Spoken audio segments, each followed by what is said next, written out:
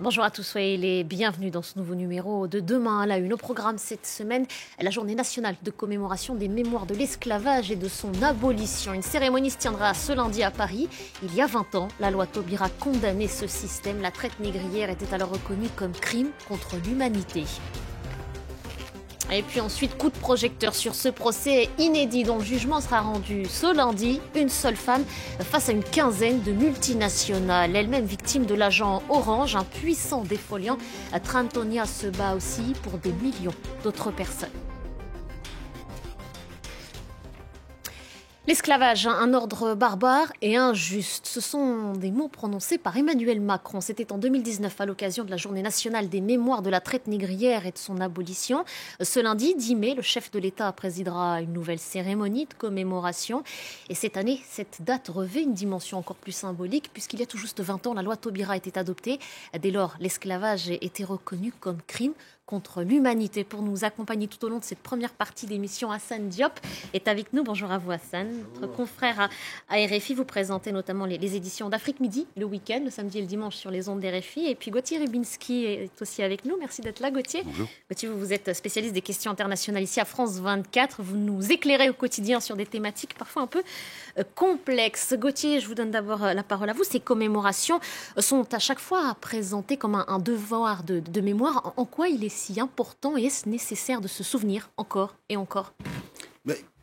Précisément parce qu'il y a devoir, et que s'il y a devoir, c'est que ce n'est pas automatique. Que la capacité de se souvenir n'est pas automatique, et que donc le devoir de mémoire doit fonctionner comme un avertissement. C'est un avertissement pour dire, attention, telle ou telle pratique, telle ou telle idée, telle ou telle tendance, telle ou telle pente, ça rappelle ce qui s'est passé par exemple avec la traite des Noirs, l'esclavage. Donc, pour répondre à votre question, c'est un peu comme si on disait vous devez vous souvenir, parce que si vous ne pouvez pas ou si vous ne voulez pas vous souvenir, c'est qu'il y a un os, c'est qu'il y a un gros problème. En principe, et là il faut être d'accord sur la base, c'est effectivement un crime contre l'humanité. Si l'esclavage n'est pas un crime contre l'humanité, qu'est-ce qui peut être un crime contre l'humanité ? Donc une fois qu'on est d'accord là-dessus, il faut reconnaître que si on a besoin de ces commémorations, de ces cérémonies, c'est parce qu'elles ne vont pas de soi. C'est parce qu'elles ne vont pas de soi, parce que vous avez des personnes qui considéreront que l'esclavage, on aura l'occasion d'y revenir, mais c'est ça la peste en ce moment. C'est l'esclavage, on dit, oui, mais peut-être que économiquement et dans le contexte, vous voyez, le mot contexte, on contextualise, c'est terrible. On est capable de justifier n'importe quoi avec cela. On dit, oui, mais c'était peut-être utile. Non, un crime contre l'humanité, qu'il se soit passé il y a 2000 ans, il y a 3000 ans ou dans 2 siècles, c'est un crime contre l'humanité, c'est-à-dire celui qui consiste à nier à d'autres le droit d'exister, tout simplement parce qu'ils sont ce qu'ils sont, non pas parce qu'ils ont fait des choses éventuellement répréhensibles. Là, on peut justifier à la limite une forme de violence. Non, les Noirs, c'est parce qu'ils sont noirs et qu'ils sont considérés comme étant inférieurs. Ça, c'est la définition même du crime contre l'humanité. Et normalement, si tout allait bien, on n'aurait pas besoin de la préciser et donc de procéder à des commémorations. Et d'avoir une législation. Donc c'est que ça ne va pas si bien. Pour faire écho à ce que vous dites, Gauthier, et ces commémorations coïncident avec la célébration, en tout cas les commémorations, puisque le terme avait été corrigé, les commémorations du bicentenaire de la mort de Napoléon, une cérémonie qui avait fait polémique. Le chef de l'État avait présidé cet enfant. Je vous propose d'écouter un extrait justement de ce discours où il parlait de faute. On l'écoute et on se reparle juste après. Napoléon, en 1802, vous l'avez là aussi évoqué, a rétabli l'esclavage que la Convention de 1794 avait aboli. En 1848, avec Victor Schœlcher, la Deuxième République a réparé cette faute, cette trahison de l'esprit des Lumières. Voilà, vous venez donc d'entendre ce discours d'Emmanuel Macron, le chef de l'État qui y parlait de faute réparée. La France est à ce jour le seul État qui est donc déclaré, reconnu l'esclavage comme crime contre l'humanité. Hassan, est-ce que ça veut pour autant dire que la France a réellement examiné ce passé colonial ? Non, le passé de la traite négrière et de l'esclavage est toujours, à mon avis, en cours d'examen en France. Je prendrai comme exemple ce débat autour du bicentenaire de la commémoration de la mort de Napoléon. qui a amené le président Macron effectivement à s'exprimer, à prendre la parole à l'Institut, à la fois pour rendre hommage à Napoléon, mais aussi pour rappeler la face noire de l'empereur qui avait donc rétabli l'esclavage qui avait été supprimé en 1794. Et il en est de même pour l'histoire coloniale. Il faut savoir qu'il y a un continuum presque entre l'abolition de l'esclavage par la France en 1848, et puis cette espèce de déferlement des empires occidentaux vers l'Afrique à l'issue de la conférence de Berlin en 1850, qui avait consacré cette espèce de partage de l'Afrique entre les puissances coloniales, dont la France. Et ce colonialisme allait durer jusqu'en 1960, donc c'est-à-dire hier. Et il faut aussi rappeler que jusqu'en 1947, il y avait le travail forcé dans les colonies françaises d'Afrique, une certaine forme d'esclavage. Par conséquent, je pense que cette histoire continue d'être approfondie. Cette histoire aussi nécessite aussi le point de vue, je dirais, d'historiens africains, d'historiens ultramarins. Parce que jusqu'ici, cette histoire, on avait l'impression qu'elle était non pas confisquée, mais que cette histoire était exclusivement dite par des historiens, des chercheurs français. Donc les choses sont en train d'évoluer. Et je crois que l'esprit même de la loi de Madame Taubira en 2001, c'est l'article 2, insistait sur le fait qu'on avait adopté cette loi, surtout non pour faire la promotion de ce souvenir douloureux, de ces pages sombres, en tout cas la compréhension, à l'école, dans la recherche, donc à l'université également, pour que l'on n'oublie pas et pour que l'on se débarrasse aussi des idées reçues.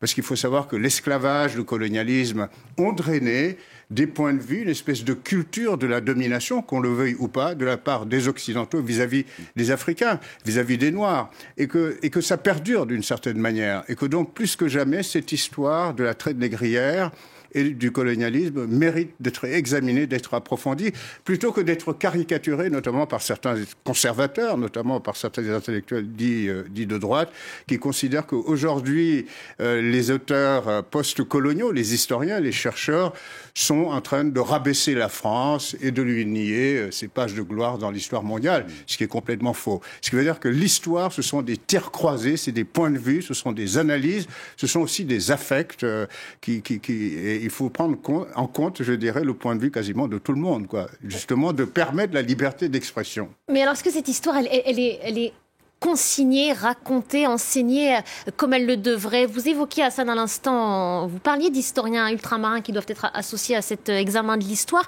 En préparant cette émission, Gauthier, j'ai entendu le témoignage de jeunes ultramarins qui disaient que on ne leur avait jamais expliqué ce qui s'était réellement passé, que cette histoire qui les concerne ne leur a jamais été enseignée. Donc, est-ce qu'elle est consignée suffisamment ?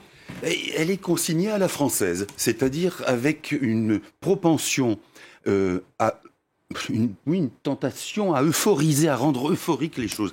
Ça, c'est l'historiographie française. Quand on prend Napoléon, qui a rétabli l'esclavage, qui a signé, qui a commis des massacres à travers l'Europe, on dit oui, mais tout ça, c'était français, c'était pittoresque, c'était romantique. Attendez, on a, nous, Français, des regards très pointus, et tant mieux, sur l'histoire des autres, mais alors quand c'est la nôtre, il faut qu'on maquille la chose, qu'on la présente de manière... Après tout, on pourrait avoir massacré des millions de personnes, c'était au nom de la Révolution et de ses idéaux. Bref, on a tout une armature, un équipement qui permet, si vous voulez, de masquer les choses. Et c'est pour ça, quand vous citez des historiens des Antilles, par exemple, ou des historiens africains qui ont grandi, pour certains, à l'époque de la colonisation française, il y a cette espèce de spoliation, de privation de l'histoire, parce que finalement, on est... Et alors, je rejoins ce que disait Hassan à propos de ces pensants de droite qui disent qu'au fond, il ne faut pas toucher à l'histoire française. Soit vous la prenez, vous l'avalez telle qu'elle, et vous acceptez tout, et si vous voulez gratter un petit peu en disant « Et là, quand même, ce qui s'est passé, c'était pas formidable », alors là, vous n'êtes pas un bon Français. On est sur cette pente-là qui est gravissime, mais vous avez une espèce de calcification de l'histoire française à laquelle répond, et ça c'est le deuxième danger, une fossilisation aussi de la part de ceux qui font de la souffrance absolue un fonds de commerce.